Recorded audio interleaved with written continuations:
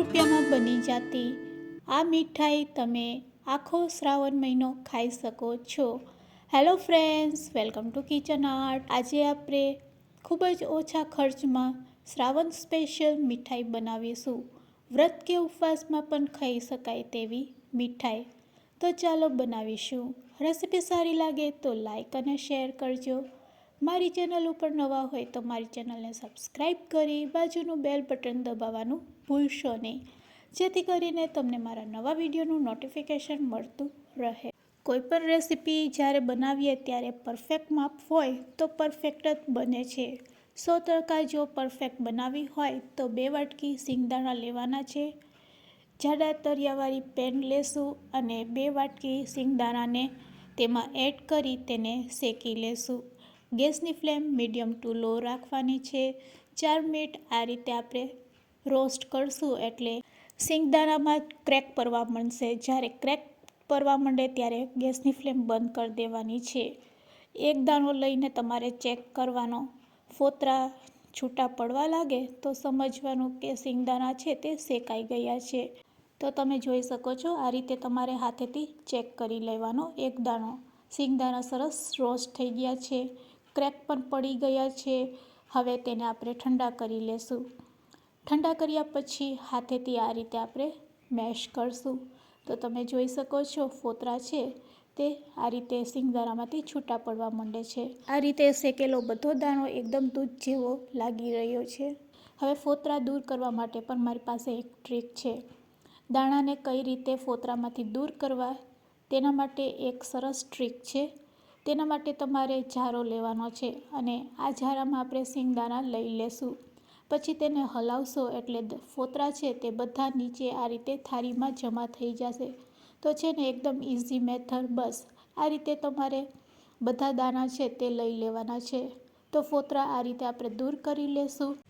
1-2 નાના દાણા હશે તો તે ફોતરાવાળા રહી જશે, તેને આપણે હાથેથી કાઢી લેશું। આ દાણાને આપણે ગ્રાઇન્ડ કરવાના છે। તેના માટે મિક્સચરનું મોટું જાર લેશું અને પછી તેને પલ્સ મોડ ઉપર ચલાવીશું।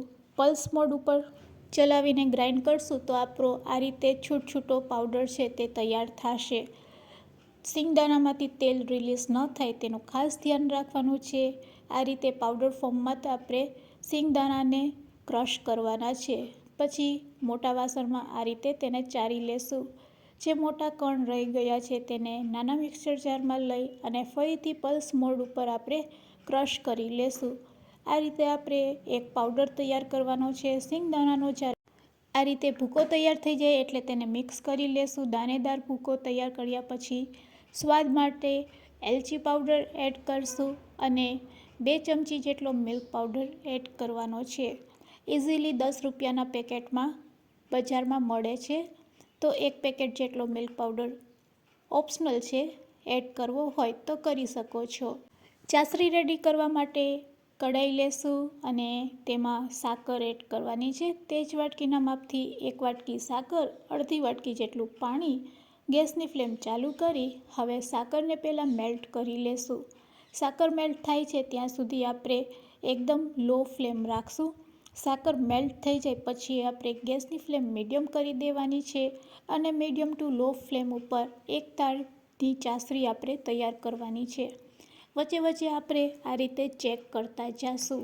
ચાસણી બનતા 5 થી 6 મિનિટ લાગે છે। તો ઓલમોસ્ટ હવે આપણી ચાસણી તૈયાર થઈ ગઈ છે। હું તમને પાસેથી બતાવવાનો પ્રયત્ન કરું છું। આ રીતે જ્યારે હાથમાં તમે લેશો તો આ રીતે તાળ તૈયાર થશે, તમે જોઈ શકો છો। બસ ગેસની ફ્લેમ લો કરી દેશું। જે આપણે ભૂકો તૈયાર કરેલો છે સિંગદાણાનો તે એડ કરી દેવાનો છે। લો ફ્લેમ ઉપર જ હવે આપણે તેને 2 થી 3 મિનિટ માટે આ રીતે શેકી લેશું। જ્યારે તે ઘટ થઈ જાય છે ત્યારે આપણે ગેસની ફ્લેમ બંધ કરી દેવાની છે। મિશ્રણ છે તે મીઠાઈ માટે રેડી થઈ ગયું છે કે નહીં તેને ચેક કરવા માટે તૈયાર કરેલા મિશ્રણમાંથી આપણે થોડુંક મિશ્ર છે પ્લેટમાં લઈ લેશું। મિશ્રણને ઠંડુ થવા દેશું અને ઠંડુ થયા પછી તેમાંથી ગોળી વળે તો સમજવાનું કે પરફેક્ટ મીઠાઈ માટેનું મિશ્ર છે તે તૈયાર થઈ ગયું છે। 1 ચમચી જેટલું ઘી એડ કરી ગેસની ફ્લેમ બંધ કરી દેશું। એક પ્લેટ લેશું અને એ પ્લેટને તેલથી ગ્રીસ કરી દેવાની છે। અને ગરમા ગરમ મિશ્ર છે મીઠાઈનું તેમાં લઈ લેશું. સ્પેચ્યુલાથી આ રીતે તેને પાથરી પછી એક વાટકી લેવાની છે, તેના ઉપર આપણે ઘી સ્પ્રેડ કરશું. ઘી લગાડીને આ રીતે આપણે વાટકીને ચલાવીશું એટલે આપણી બરફી છે એ ઉપરથી એકદમ સરસ સેટ થઈ જશે. હવે કટ લગાડવા પહેલાં આ બરફીને આપણે ઠંડી કરી લેશું. મિશ્ર ગરમ હોય ત્યારે ચાકુ ચલાવશો તો આ રીતે તેના પીસીસ છે તે સારા નહીં થશે. તો આ રીતે ચાકુ આપણે ચલાવવાની નથી. સિંગ પાકને સેટ કરવા માટે આપણે અડધી કલાક માટે તેને રેસ્ટ આપશું અને અડધી કલાક રેસ્ટ આપ્યા પછી તેમાં તમે કટ લગાડશો તો એકદમ પરફેક્ટ પીસીસ તૈયાર થશે. એવું લાગશે કે બજારના સિંગ પાક છે. આ રીતે આપણે પિસ્તાથી તેને ડેકોરેટ કરશું અને પછી તમે કટ લગાડશો ચાકુથી તો તમે જોઈ શકો છો એ એકદમ પરફેક્ટ ચાકુ પણ ચાલે છે અને બરફીના પીસીસ પણ સરસ કટ થઈ જાય છે.